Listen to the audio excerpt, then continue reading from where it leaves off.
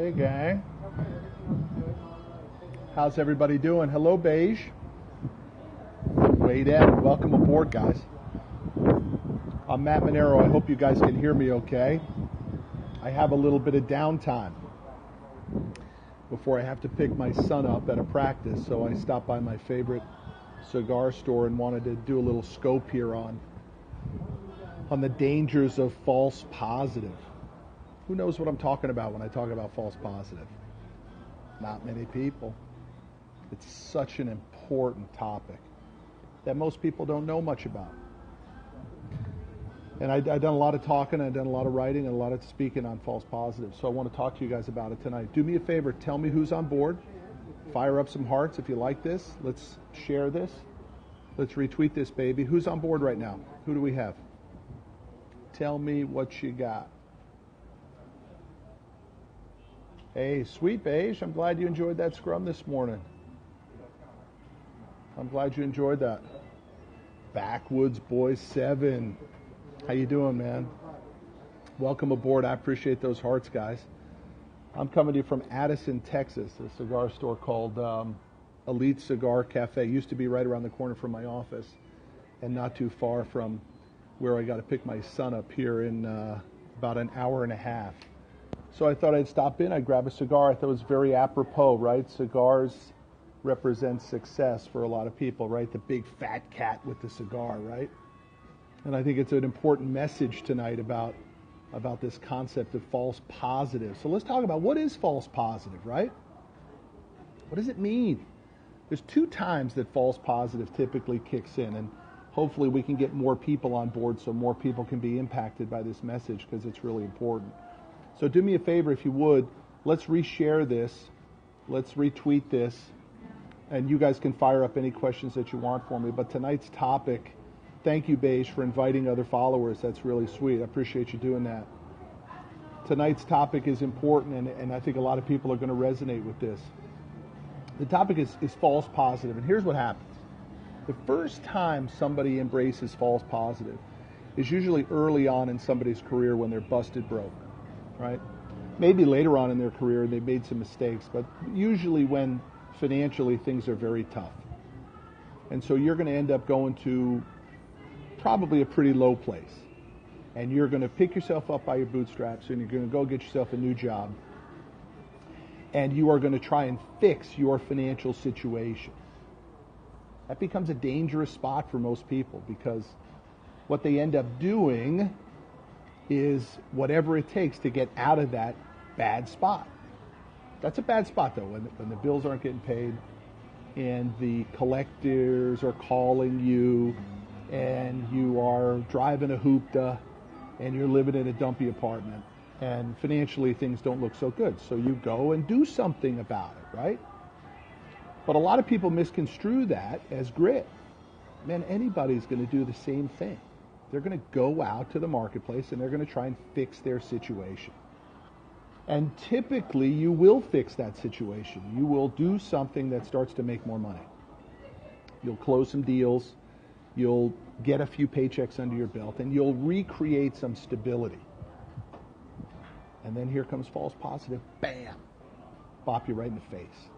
Because then what you start to do is figure out, well, now that I'm making a little bit of money again, it's time for me to go ahead and spend it. So it's time for me to get out of this junky car. It's time for me to get out of this lousy apartment because I'm starting to do some things that make me feel better. It's also the time where you start to celebrate. And you say to your significant other, hey, baby, let's go to dinner. Let's go to the big steakhouse, that $200 dinner, right? Man, your butt's still broke. You don't need to be doing any of that stuff. You need to be getting a second job and working harder to get out of that situation. But most people don't do it. They get a little bit of money, they get out of the pressure point, and they try to figure out ways for them to spend. That sound familiar to anybody? And I did it. I know you, if you're listening to me, we got 7 people on this scope. I know you've done it. And early on, when my wife and I were first dating, so we've been married 17 years, we've been together 19. But I didn't have the guts. Thank you, Beige, for stepping up and admitting it. I appreciate you. Now let's get some more people on here because this is a serious message here that's important. Everybody needs to hear this message. So let's get hundreds or thousands of people on this if we can. Share this bad boy. Retweet this bad boy. We're talking about false positive and how it crushes your financial well-being. I hear you, man. Well, I'm going to help you with it. I want to walk you through this step. I'm going to tell you a little story, though, what I used to do because I didn't have any guts. WSelf6321 joined in. Thanks, man. Let's retweet this. Let's share this broadcast. Let's get it going. I'm doing great. Thank you, buddy. So when my wife and I were first dating, I had no money. Terrified to tell her I had no money. And our friends used to say to me, hey, let's go out to dinner together, right? Let's double date. And I'd say, sure. And they'd say, let's go to the fancy steakhouse. Man, I didn't have any money for the fancy steakhouse, but I didn't have any guts to say no to it. So I'd say, yes, let's go. And I remember being at the apartment, calling my credit card, right? Seeing how much money I had left on the credit card, right? I remember vividly, I had $500. And off we went to the steakhouse. We meet the other couple, the maitre d' greets us, we sit down, white tablecloth, the whole 9 yards. And what's the first thing the other couple says? Let's order some wine. What do I say? Sure, let's go ahead and order some wine. I got $500 to my name, and here I am at a fancy steakhouse trying to impress people. That's false positive.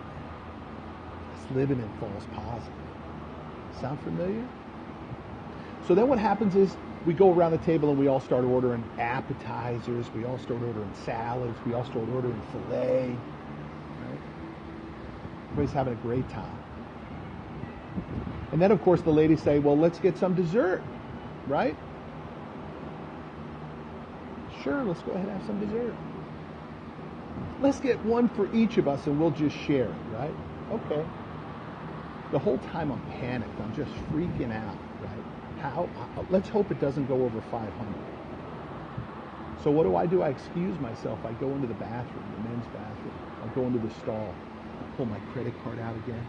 I'll look at the back of my credit card. I call that number one more time just to double check that I really had the 500. You know that feeling. You've done it. But then you know what my dumb ass used to do? I'd leave that bathroom and I'd find the waiter. I'd give him my credit card and I'd say, I'm going to pick up the tab. And what I want you to do is when you come back to the table, I want you to tell everybody, Mr. Manero picked up the tab. So right on cue, wouldn't you know it, I sit back down at the table, everybody's done, the waiter comes over, he puts the check down on the table and says, Mr. Manero picked up the tab. And everybody says, oh, that's so nice of you. That's so sweet of you. And the other guy says, I'll get you next time, right? Bill's $450. I bang it on the credit card, I got $50 left. It's false positive, man. It's living way, way, way above your means. But at a point when you're broke, that's the first step of false positive. But then things change, right? Hey, Truck Technology, how you doing, man? Thank you for jumping in. Yeah, we are hustling. What's up, Johnny? So then you get into the second phase of false positive, which is far more dangerous than the first phase. Because in the second phase of false positive, you're actually starting to make a few bucks, right? This is when your career is going okay. You're probably living in a nicer house. You're driving a nicer car. Maybe your significant other doesn't need to work. You're probably making 150 to 250 grand. The first phase of false positive is when you're busted broke. I mean, like, you're just getting by. And then you start to make a little bit of money. So maybe you got an extra grand or two a month. And then you figure out ways to spend it. But now when you're in the second phase of false positive is where it gets really freaky. Because the bills now are big. Big mortgage, big car payment. And you're earning pretty big too. You're making some bank. You're making 150, 250, maybe more. Could be 500. It doesn't matter. Then you really start to figure out ways. Because now what your wife or your significant other says to you is, they reach in your ear and say, remember that boat that we were talking about, sweetheart? Remember that condo at the beach that we were talking about? It's only 1 or 2 more deals a month. Let's do it. And Your dumbass says, yeah, let's go do it. And so now you got 2 big car payments. You got the big mortgage. Now you got a boat payment. Maybe you got a second house payment. You just trade dollars now. So the second phase of false positive is where it gets really, really dangerous. Because you have some earning power now, but your financial discipline is still not there to save. And so you're just trading dollars month after month after month. But you feel like a big shot. You're rolling now, man. You're probably doing better than your neighbors. You're probably doing better than your old man, probably doing better than your brother. But you ain't moving the needle of net worth. You're not making any headway. Bam! False positive action one more time. Not saving enough for retirement, not putting enough away for the college kid, for the kid's college. You're not stacking a racket. So this idea of living in false positive connects to this cigar, right? Do we really warrant the cigar, right? Or is it just this pleasure point where for $15 I can buy this cigar, I can sit at this cigar shop, and I can look like a big shot? But do I have any bank? Do I have any real money behind it? Or am I just living in false positive for the hour-long smoke, and then I got to go back to my brokenness? The question is, what is it for you? Where are you in that category? Does it freak you out? Does it scare the shit out of you? Can you not stop the train, baby? Do you not know how to stop the train, the false positive train? I'm going to help you with it. I'm going to help you with it right now. Because the first thing you got to do, folks, is you got to start to use the 2 most important letters in the English language. N-O. Put the 2 together and they spell the word no. And most of us have no clue how to use it. So when the other couple invites us to go out and to the big fancy dinner, and we know we really can't afford it, or maybe we really can afford it, but we don't have any net worth, we need to say no, but we don't. We say yes. We don't want to be embarrassed about it. We don't want it to hurt our feelings. We don't want to make anybody uncomfortable. We don't want to look like failures. So we say yes. And we do it over and over. Maybe we do it both Friday and Saturday night, and maybe 2 nights during the damn week. It's time to stop doing that. So here's what I want you to do. I want you to understand how wealth is accumulated, because I got some wealth. And here's how you accumulate it. The first thing you got to do is start to get comfortable behind the word no, because no is very powerful. Start saying it more. Say it to your wife, say it to your kids, say it to your friends. Say no. I hate that we got a bad connection, man. That sucks. I see some people dropping off and we're just getting cooking. So what we're doing is talking about false positive. Don't fall into that trap. So the 3 phases of wealth are very simple. You're poor, which is the first phase of false positive. Oh, sorry, Beige. I hate that you guys got a bad connection on that. I hate that we may have lost this connection. This one was rocking and rolling. I was getting ready to get to the clincher of how we were going to fix this thing, because what we're going to fix it with is we're going to fix it with the word no, and then we're going to make a decision. And that decision is that we are not poor and we are not rich. We are in the middle, which is not middle class. It's called accumulation. And you need to put yourself in accumulation, stack and rack mode. The mode in which you can say to people, no. That's called being in accumulation mode. And you got to put yourself in accumulation mode. Stack and rack mode. You need to get comfortable with saying to your friends, no way, bro. Ain't going to do it. I'm in accumulation mode. I'm not going to the $200 steak dinner. I'm not dropping $250 on a steak dinner. You know what I'm doing? I'm happy to hang with you, but we're going to go to Torchy's Tacos and we're going to drink a couple schooners, and the whole bill's going to be $50 between the 4 of us.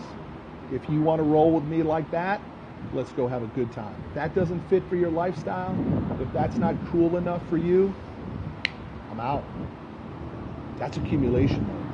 And when you get yourself in accumulation mode, folks, you put yourself in stack and rack mode. And that's where most of us need to be right now. People are living way too high on the hog. That's why I'm here at the cigar job. That's the whole perfect, it's so apropos to be here at the cigar store where everybody thinks smoking a big cigar is a big success. You know what? Guys, I'm so sorry that the connection's bad, man. RJ, I hope you're doing good, pal. Is it a bad connection for you too, buddy? I hate that it's a bad connection. Sorry, guys. We've got to catch up on it another day. Look for that scope. False positive. We'll whack on this again. Take care, y'all.